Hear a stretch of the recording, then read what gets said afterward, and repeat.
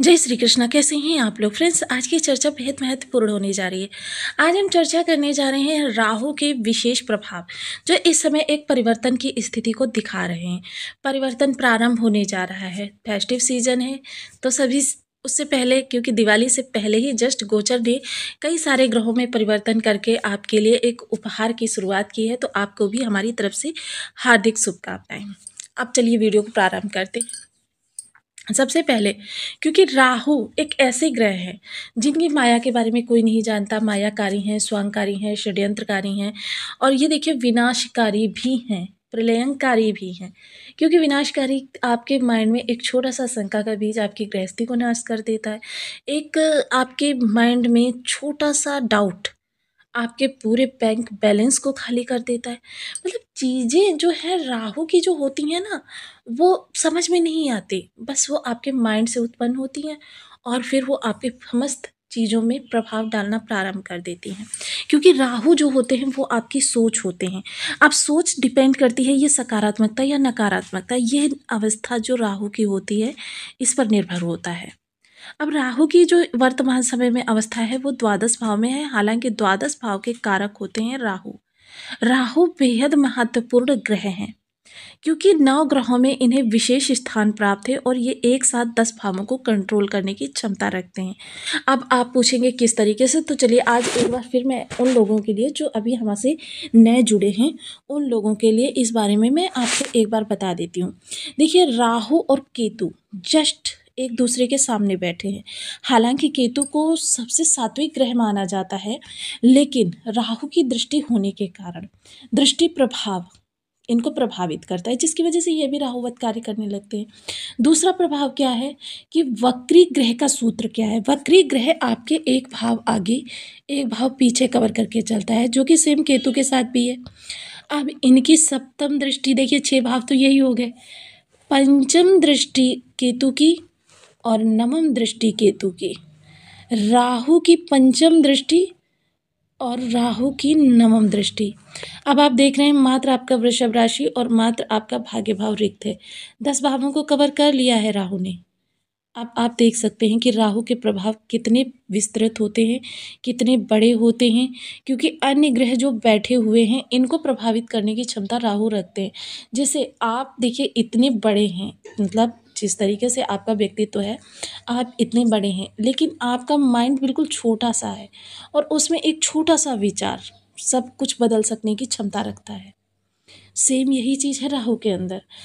Depend ये करता है कि राहु किस अवस्था में है, कैसे प्रभाव आपको प्रदान कर रहे हैं। इसीलिए देखिए, मेरा सदैव आपसे आग्रह रहता है कि छोटे मोटे उपाय हर ग्रह के करते रहें, ताकि आपके जीवन में अनुकूलता, सकारात्मकता और आपका कार्य बना रहे।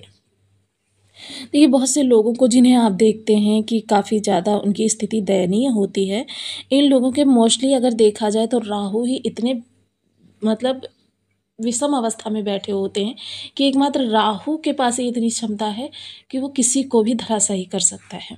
क्योंकि ब्रह्मांड में अगर इन्हें देखें, प्रत्येक ग्रह तो आपको पिंड रूप में मिल जाएगा, लेकिन राहु पिंड रूप में नहीं मिलेंगे। राहु एक वायु रूप में मिलेंगे, जो किसी भी प्रकार का आकार ले सकता है, किसी भी प्रकार के मतलब ग्रह को अपने प्रभाव में ले सकता है, तो हर ग्रह के ऊपर आवरण चढ़ा सकता है। सेम यही चीज़ देखिए, राहु का जिस किसी ग्रह के साथ योग बने, देखिए मोस्टली विशेषता अगर शनि की बात करें तो जैसे राहु के बारे में ज्योतिषीय सूत्र है कि राहु शनिवत कार्य करते हैं। जिस तरीके से शनि होंगे उसी तरीके के प्रभाव आपको राहु के माध्यम से प्राप्त होने वाले हैं। तो देखिए, लेकिन अगर इन्हीं शनि के साथ राहु का संबंध बन जाए, युति बन जाए, तो क्या बनता है? शापित योग। अगर हम चर्चा करें गुरु के साथ तो चांडाल योग, अगर चर्चा करें शुक्र के साथ जड़ योग, अगर चर्चा करें सूर्य के साथ तो ग्रहण योग, मंगल के साथ अंगारक योग और बुध के साथ जड़ योग। तो देखिए, राहु जो है अपनी निगेटिविटी, लेकिन ऐसा नहीं है कि राहु सिर्फ अपनी निगेटिविटी फैलाते हैं। राहु परम सकारात्मक प्लेनेट में है, क्योंकि राहु के अंदर जितनी ज़्यादा क्षमता देने की है, अन्य ग्रह लाख प्रयत्न करके भी उतना नहीं दे सकते, उतनी शीघ्रता से नहीं दे सकते।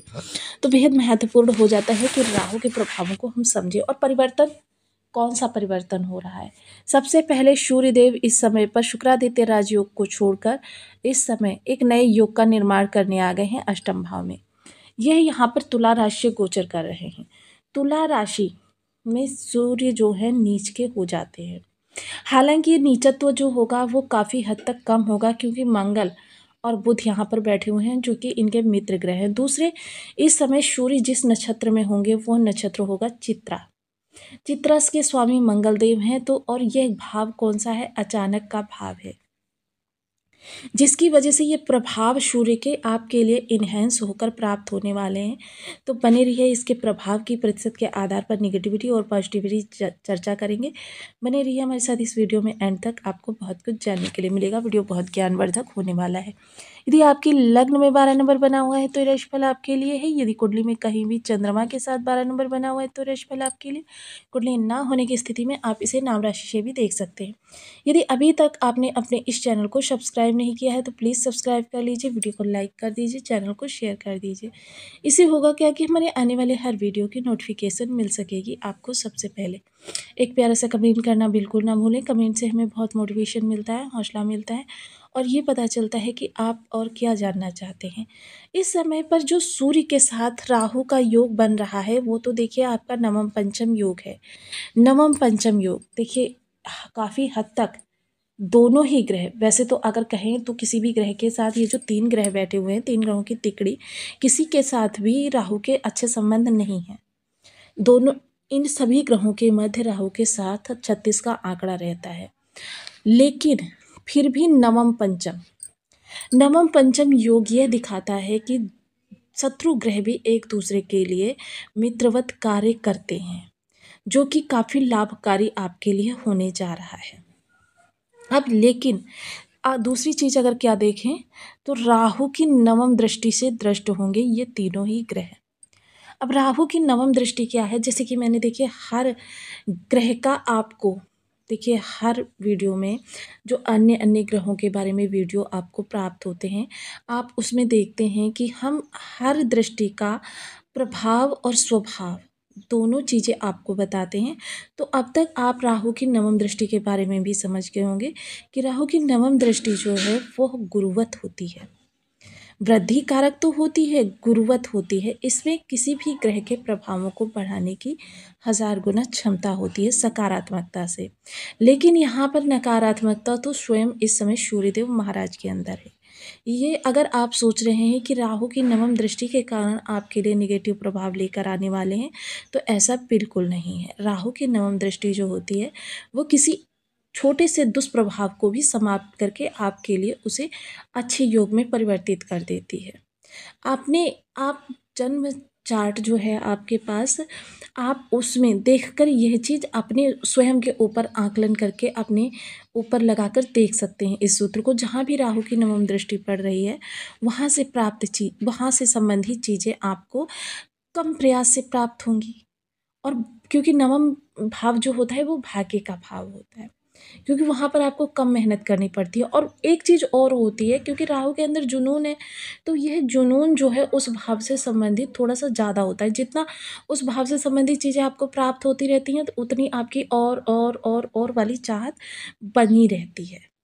यह चीज़ अलग है कि देखिए आपको उस भाव से संबंधित चीज़ें अच्छे से प्राप्त होती हैं। अब यहाँ पर जो चर्चा सूर्य से संबंधित हो रही है, क्योंकि अचानक का भाव है तो चीज़ें आपके लिए अचानक घटित होंगी। दूसरा क्या है, ये अचानक धन का भी भाव है। देखिए हालांकि ये स्थितियाँ जो हैं आपकी मात्र 3 से 4 दिन रहेंगी सूर्य की नकारात्मकता, क्योंकि 3 से 4 दिनों में 21 तारीख को ही शुक्र का राशि परिवर्तन होगा। शुक्र का राशि परिवर्तन करके शुक्र स्वराशि में आ जाएंगे। और देखिए ज्योतिषीय सिद्धांत है, जब भी कोई ग्रह नीच का हो रहा हो, अगर वहाँ पर उसका राशिपति आ जाए तो वह नीच भंग कर देता है। तो ये सूर्य का नीच भंग शुक्र करेंगे और शुक्र का भी नीचत्व समाप्त होगा। तो मतलब यह आपके लिए बहुत ही उत्तम स्थिति बनने जा रही है कि धन भाव में, और जिस समय पर शुक्र भी यहाँ आ जाएंगे एक साथ कई सारे योग, क्योंकि देखिए 21 तारीख को शुक्र का राशि परिवर्तन होगा और 23 तारीख को मंगल का राशि परिवर्तन होगा। तो ये त्रिग्रही योग जो बनेगा यह आपके लिए काफ़ी ज़्यादा चीज़ों को इन्हेंस करेगा। शुक्र के साथ शुक्रादित्य राजयोग, बुध के साथ बुधादित्य राजयोग, और ये दोनों राजयोग मिलकर आपके पास धन की बारिश कराने में सक्षम होंगे। लेकिन ये 3 से 4 दिन आपको बहुत ज़्यादा एहतियात रखनी है। कोई भी नए कार्य ना प्रारंभ करें, शासन प्रशासन से जुड़ा हुआ कोई कार्य है, उसको कुछ समय के लिए रोक दें। अगर आप अपने अधिकारियों से किसी भी बड़े विषय पर बात करना चाहते हैं, तो इस समय पर आप ना करें। कोई नई डील वगैरह के लिए प्रयास कर रहे थे, अगर पहले से वो कार्य आपका सुचारू है, तो उसे आप कंटिन्यू कर सकते हैं। लेकिन नए सिरे से कोई भी कार्य आपको प्रारंभ इस दौरान नहीं करना है, ये जो 3 से 4 दिन का समय काल रहेगा। अपनी ससुराल पक्ष से किसी भी प्रकार की आपकी अगर अनबन चल रही है, तो उसको अभी फ़िलहाल यथावत ही रहने दें। वहीं अगर पैतृक संपत्ति संबंधी कोई विवाद इस दौरान चल रहा है, उसे भी 3 से 4 दिन बिल्कुल ना छेड़ें। धन संबंधी कोई बड़ा निर्णय इस दौरान आपको बिल्कुल भी भूलकर नहीं लेना है। हालाँकि चित्रा नक्षत्र में रहने के कारण मंगल के इस नेगेटिविटी में काफ़ी हद तक कमी आपको देखने में आएगी, लेकिन फिर भी ग्रह जो है नीच का ही है।